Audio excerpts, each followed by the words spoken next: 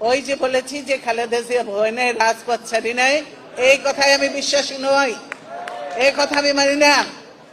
রাজপথে আমি কেন অনেককেই বলবো, আমার নেতাদেরও বলবো যে রাজপথে থাকার কথা থাকে নাই, রাজপথ ছাড়ি নাই বলে ভুল হবে,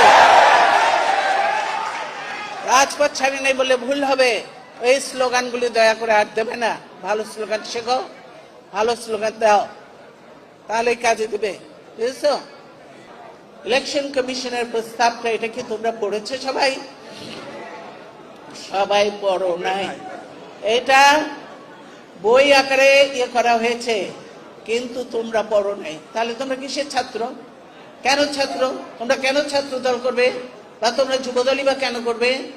যারা এই বস্তি থেকে দিয়ে বস্তির ছেলে পেলে এনে দল করতে যাবে না। সংখ্যা আমি দেখতে চাই না, আমি দেখতে চাই ভালো ভালো মেরিট দেখতে চাই। আমি সেখানে যে যোগ্য উপযুক্ত ছেলে পেলে আছে কিনা, আমি সেটাই বলেছি।